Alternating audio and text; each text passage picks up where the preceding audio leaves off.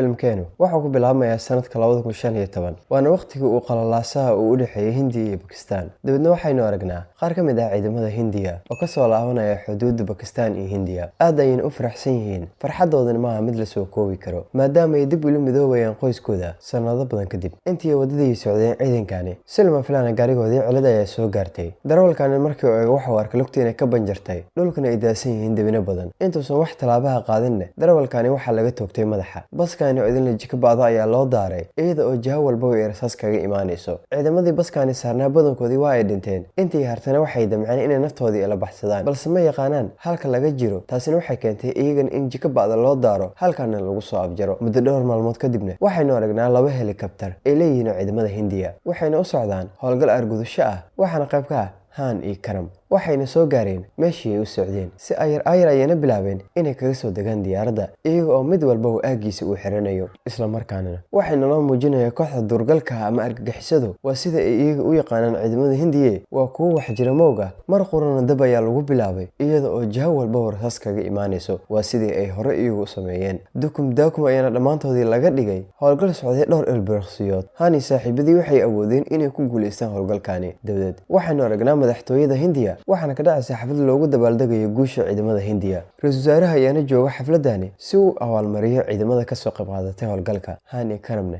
xafladani qayb ayay ka joogaan, waxayna la kulmeen ra'iisul wasaaraha, isagoona bilaabay inuu u mahadceliyo guushoodii iyo geesnimadii ay muujiyeen. Wuxuuna u weydiiyey dowladda Hindiya inay haystaan iyaga ayna ku faanayaan, wuxuuna u ballan qaaday inay heli doonaan lacag joogto ah haddii ay ka fadhiistaan ciidamada. Han isagoo aanan daahin ayuu u sheegay ra'iisul wasaaraha waqti xadirkani inuu rabo inuu ka fadhiisto ciidanka. Ra'iisul wasaarihi ayaana weydiiyey sababta uu rabo inuu ciidanka ugu fadhiisto, maadaama uu da'yar yahay, ciidankana ay u baahan yihiin rag isaga oo kale. Isla markaana Han ayaa u sheegay ra'iisul wasaaraha hooyadiisii inay qabto cudurka hilmaamka, iyada darteedna uu ciidamada uga fadhiisanayo si uu u daryeelo. Ra'iisul wasaarihina hadalkii waa uu ku qancay, balse waxa uu iska diiday inuu sii daayo Han, wuxuuna u soo jeediyey inuu hooyadiisii daryeelo, sidoo kalena shaqada ciidanka uu sii wato, isagoo siinaya xafiis uu ku shaqeeyo, howlgalladana kaga nasto. Han soo jeedintani waa uu ka aqbalay ra'iisul wasaaraha. Muddo kadib waxaynu aragnaa Han isagoo xanaaneynaya hooyadiis, mar walbana si joogto ah ayuu ula socdaa xaaladeedii caafimaad, isagoo oo daryeelaya. Mar qura Han sida caadada u ah, isagoo oo daryeelaya hooyadii, waxaa guriga ku soo booqatay walaashiis iyo gabadhiisii si ay maalmo halkan ula joogaan, hooyadna ugu warhayaan. Balse Han walaashiisii ayaa u sheegtay inay maalmahan baabkiisa ay bixin la'ada ninkii Karan ahaa. Halkaana waxaa ka ogaanaynaa Han walaashiisii Karan inay isqabaan, sidoo kalena ay saaxiibo ahaayeen tan iyo yaraantooda. Durbadiina Han waxa uu soo aaday dhankii Karan, wuxuuna wax ka weydiiyey waxa ku dhacay. Karan ayaana u sheegay inuu aad kaga murugaysan yahay howlgalka uu aadayo, isagoo aan la socon. Hanna waxa uu bilaabay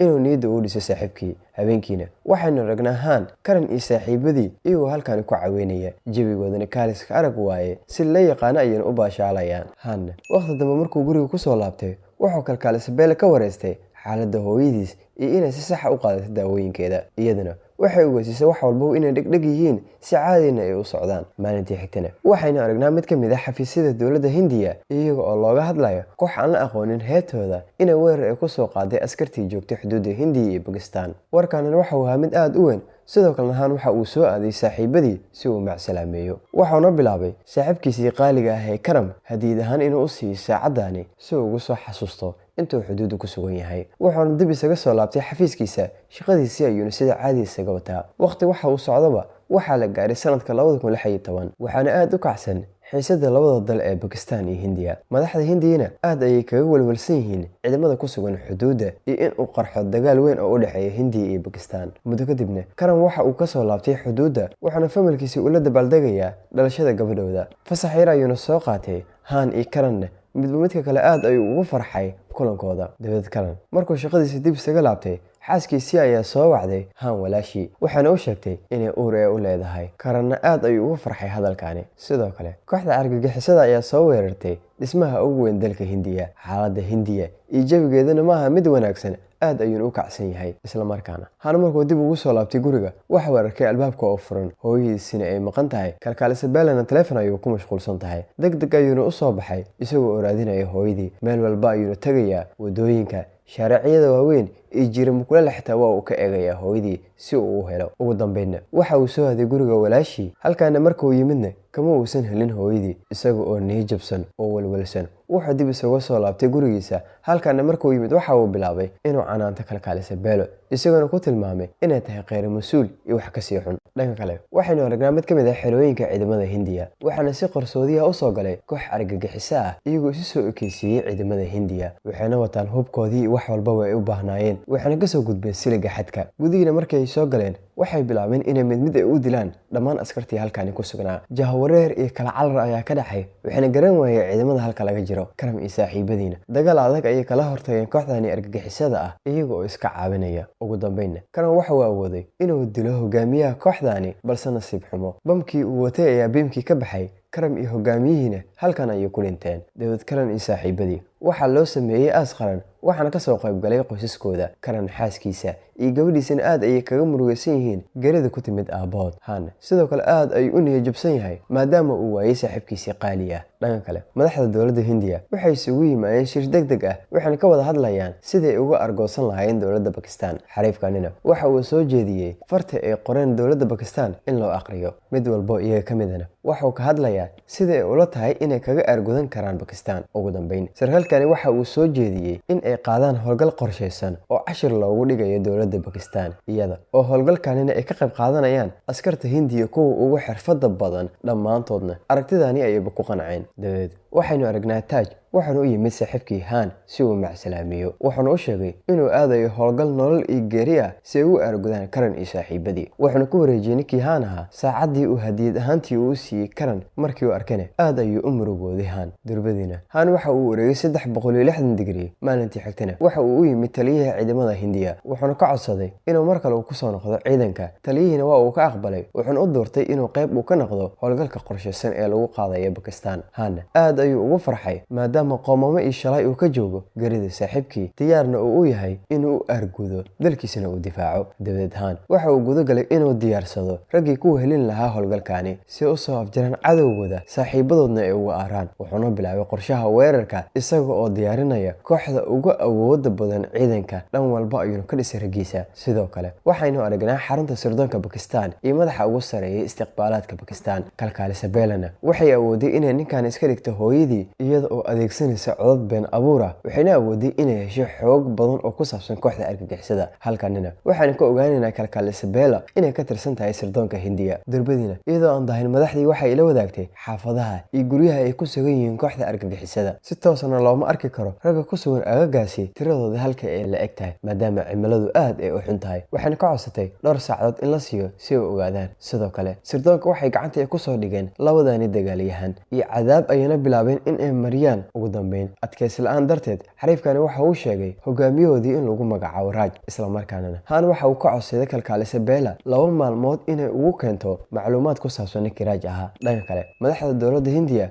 waxay u yimaadeen Hisham, waana mid ka mid ah shaqaalaha farta ka xiran ee ciidamada Hindiya ku jira. Wuxuuna soo saaray shimbir robot ah oo saameyn sameyn karta. Madaxdaana waxay rabaan inay u adeegsadaan howlgalkooda si ay u ogaadaan argagixisada goobta ay ku dhumaaleysanayso iyo tiradoodii halka ay la eg tahay. Isla markaana Hisham isagoo adeegsanaya shimbirtani wuxuu awooday inuu gudaha u galo dalka Bakistan. Bellana waxay Hisham ka codsanaysaa inuu ku sii siqo kooxda argagixisada. Ugu dambeyn Hisham waxa uu soo gaaray dhismahani, wuxuuna dul taagan yahay daaqadani isagoo halkan xogaha ka aruurinayo. balse nasiib xumo wiilkani yar oo ka tirsan jabhadda ayaa arkay shimbirtani, aad ayuuna u jeclaystay, wuxuuna rabaa in uu soo qabsado. balse nasiib xumo daaqadda albaabkeedii ayaa ku dhacay dhulkii ayayna ku soo dhacday shimbirta. isaga oo degdegayna waxa uu bilaabay inuu hoos u soo dego si uu u soo qabsado shimbirtani. Hishamna wuxuu isku dayayaa inuu meesha uu ka kaxeeyo shimbirtani, balse waa uu awoodi la'yahay maadaama jug ay soo gaartay. Durbadina yariiskana ayaa u yimid, wuxuuna awooday gacanta in uu ku dhigo shimbirta, balse nasiib wanaag ninkii Hisham ahaa isagana waxa uu ku guuleystay inuu kaxeeyo shimbirtani meeshana uu kala soo cararo. Bellana neef weyn ayaa ka soo foqday maadaama howlgalkoodii fashil uu ku dhawaaday. Isla markaana Bella waxay bilowday xogtii la soo arooriyay inay la wadaagto sheegto madaxda dowladda iyo goobaha ay argagixisada ku sugan yihiin, iyo sidoo kale ninkii Raaj ahaa inuu isticmaalo magacyo badan, sidoo kalena uu yahay maskaxda ka dambeysa qorshayaasha ay ku soo weerarayaan argagixisada dalka Hindiya. Madaxdiina iyo wasaarihii waxay arkeen sawirada iyo goobaha ay ku sugan yihiin dagaalyahanada argagixisada. Hanna qayb ayuu ka yahay shirkani, waxaana uu sheegay ra'iisul wasaaraha inay diyaar u yihiin ciidankiisa, kaliya ay sugayaan amarkiisa si ay weerarkani u qaadaan. Wuxuuna u ballan qaaday ra'iisul wasaaraha inay gebi ahaanba baabi'in doonaan cadawgooda, isaga iyo saaxiibadii oo aan waxba gaarinna dib ay ugu soo laaban doonaan dalka Hindiya. Subaxdiina waagii markii uu baryay waxaynu aragnaa ninkii Han ahaa wuxuuna isu soo aruuriyay dhammaan ciidankiisa, waxaana bilaabeen halkani dhammaantood inay isku dhaarsadaan iyaga oo go'aan ku gaaray gebi ahaanba in ay soo afjaraan cadawgooda iyaga oo hal nool aan ka soo tegaynin. Sidoo kale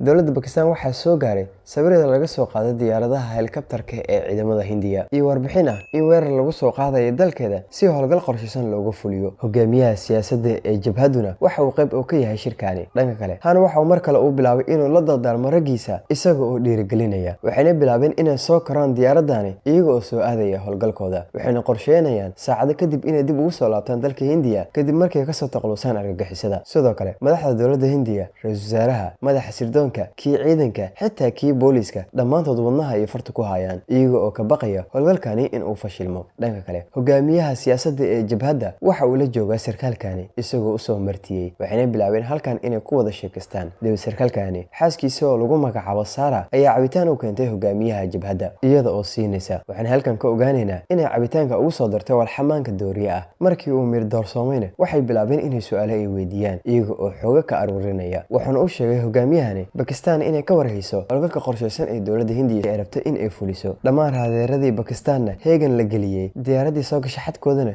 daakum loo daari doono iyagoo adeegsanaya gantaalada radada dheer. Durbadiina Sara waxay soo wacday taliyaha ciidamada si loo joojiyo howlgalkani. Wax walba oo xog ayna la wadaagtay iyo heegan in ay ku jiraan ciidamada Pakistan. Taliyahan ayaa u sheegay saacani Han iyo raggiisa inay ku sii dhawaadeen xadka Pakistan iyo Hindiya. Markiina waxa uu soo wacay Han, wuxuuna sheegay Pakistan inay ka warhayso howlgalkoodana uu fashilmay, dibna isaga soo laabtaan. balse Han waxa uu mar qore u xasuustay saaxiibkiisii Karam geeridiisii iyo baroorta walaashii, wuxuuna iska diiday in uu laabto. Qof walba oo raggiisii ka mid ah ayuu ogeysiiyay inaanan dib loo laaban doonin, inay ku dhaqaaqi doonaan qorshahoodii labaad iyaga oo sii dhex maraya godka. Durbadiina Han waxa uu ogeysiiyay taliyihiisa haddii Pakistan iska diiday in laga soo galo hawada, heeganna ay ku jiraan inay ka galaan dhanka dhulka iyagoo aan baajinaynin howlgalkooda si uu soo afjaraan argagixisada. Taliyihiina qorshahani waa uu ku qancay. Han iyo raggiisina waxay bilaabeen inay ka soo degaan diyaaradda helikabtarka iyagoo gudaha u soo galaya duurka, waxayna rabaan inay dhex maraan godkani weyn, balse dhibkii iyo coladii jirtay waxay tahay inaysan kala garanaynin godkani wadooyinkiisii soo laabta iyo midda looga baxo. Xitaa ma haystaan qariirad hagaysa, waxayna dhexda ka taagan yihiin wadooyinka isku soo laabtay ee godkani. Waqtiga howlgalkoodana aad ayuu u yaryahay, balse markiiba waxaa loo soo diray shimbirtani si uu Hisham uu u hago wadada. Ugu dambeyn shimbirtii ayaa soo gaartay. Hanna waxa uu gartay wadada looga baxo godkani, isaga iyo kooxdiisana waxay gudaha u soo galeen xadka u dhexeeya labada dal iyagoo awooday inay soo gaaraan aaga koowaad ee ku sugnaayeen argagixisada. Gudaha ayayna u soo galeen dhammaan dagaalyahanadii joogtay ayayna bilaabeen budo ba'da inay ka dhigaan iyaga oo dhammaynaya. Dibadii ayayna u soo saareen meedadkooda iyaga oo dab qabadsiinaya dhismahani iyo xitaa meedadkooda. Markiina waxay ku wargeliyeen madaxdooda si guula argagixisadii joogtay aaga koowaad inay u soo afjareen. Dhammaantoodna waxay si toos ah u soo aadeen aaga labaad iyagoo si dhuumasho ugu soo gudbaya buundadani. Sidoo kale sarkaalkani hogaamiyaha jabhadda waxa uu soo saaray gaarigiisa kadib markii xog badan uu ka helay. Isla markaana Han iyo saaxiibadii waxa ay soo gaareen aaga labaad. Gurigana kaliya ayaan meesha ku yaala, waxayna bilaabeen inay gudaha u soo galaan iyaga oo iska soo hormarinaya bambooyinka qiica. Ragii gudaha ku jirayna jika bacda ay ka dhigeen iyaga oo mid u dilaya. Han iyo saaxiibadiina waxay awoodeen inay gacanta ku dhigaan mid ka mid ah dagaalyahanada, wuxuuna Han wax ka weydiiyay Raaj halka uu ku sugan yahay. Xariifkanina waa uu iska diiday in uu u sheego, balse cadaadis kadib waxa uu sharxay qaybta kaamirooyinka. Horay ayuu Han bilaabay inuu u soo dhaqaaqo isaga oo burburinaya mid walba oo ka mid ah kaamirooyinka ka hor timaada. Meel walba ayuu Raaj ka raadinaya, waxaana soo gaaray goobtani. Waxaanu ka arkay wiilkan yar oo gacanta ku haysta AK-47 aadna u baqaya, gacantana ka jareynaya. Han waxa uu ku qasbay wiilkan qolkani in uu galo, waa uu ku soo xiray. Dabadeed waxa uu yimid ninkii Taaj ahaa, wuxuuna wax ka weydiiyay ninkii Raaj ahaa inuu arkay in kale. Isna waxa uu sheegay hareerahani inuusan ku arkin. Waxa uu iska sii watay raadintii Raaj uu raadinayay ilaa ugu dambeyn uu ka soo gaaray kaamirooyinkani. Waxaana bilaabay inuu burburiyo isagoona arkay qolkan yar ee meesha ku yaala. Rasaas ayuu ku furay isagoo hal qasnad ku faarujinaya. Albaabka ayuu duleeliyay. Gudihiina waxa uu ku jiray ninkii walaalkii Raj ahaa labadoodana waxay bilaabeen inay halkan ay ku dagaalamaan midba midka kalena waxa uu isticmaalayaa awoodiisa Rajna xabad qoorsagaaraha ayuu ku qabtay ninkii Han ahaa dilif inuu kaga siiyo ayuu rabaaba balse mar qura Han waa atoore intuu kor u qaaday ayuu dhulkii uu ku dhuftay wuxuuna bilaabay inuu si xun u garaaco isagoo ay ka dhex guuxayso caradii iyo geeridii saaxiibkii ugu dambeynna halkan ayuu ku soo afjaray afkii ayuuna furay isagoo oo qaylinaya una dabaaldegayay inuu u arguday saaxiibkii balse Sham ayaa ogeysiiyay inay meesha isaga soo cararaan maadaama ciidamada Pakistan goobta ay ku soo wajahan yihiin Han iyo raggiisana orod ayay jabsadeenbo balse mid ka mid ah jabhadii ayaa nool rasaas talteel ayuuna bilaabay inuu ku soo riday ciidamadani qof u joojinaysana ma lahan Han iyo saaxiibadiina waxay awoodeen inay gudaha u soo galaan keenta balse nasiib xumo waxa ku raajoogtay mid ka mid ah diyaaradaha ciidamada Pakistan Han iyo saaxiibadiina waxay ordaan maahan kuwa meel dheer gaari kara waxaan ku qasbanaadeen dhagaxyadaani inay kaga dhuntaan diyaaradani isla markaana rasaastii ayaa sidii roobkii oo kale uga socoto neef ma jirto cariiri ayna dhammaantood wada dareemayaan mid walbana waxa uu aaminay tani inay tahay mid uu ku dhiman lahaa balse nasiib wanaag daqiiqadii ugu dambeeyay waxaa ka soo gaaray diyaarad gurmad ah iyadoo dabka ka dhuminayso diyaaradii ciidamada Pakistan tanina waxay ku qasabtay diyaaradii inay meesha isaga soo cararto durbadiina Han iyo saaxiibadii waxay soo raaceen diyaaradii samata bixinta qof walbana aad ayuu ugu faraxsan yahay guushooda iyo mar kale ninkii Han ahaa inuu ka adkaado cadawgooda isaga oo nabad qaban uu dib ugu soo laabanayo dalkiisii Hindiya dhammaantoodna iyagoo faraxsan waxay dib ugu soo laabteen dalkooda waliba iyagoo oo saaran diyaaradda samata bixinta filimkanina waxa uu ku dhamaanayaa Han iyo Bella iyagoo isgacan qaadaya haddaba waxa inoo balana filimkani xiga si aad u noqoto daawadaha ugu horeeya channelka subscribe saaro gambaleelkana furo aad ayaan u mahadsantahay haddii aad nala soo gaartay dhamaadka filimkeena fadlan muuqaalka dib u fiiri haddii aadan like saarin like saar bye bye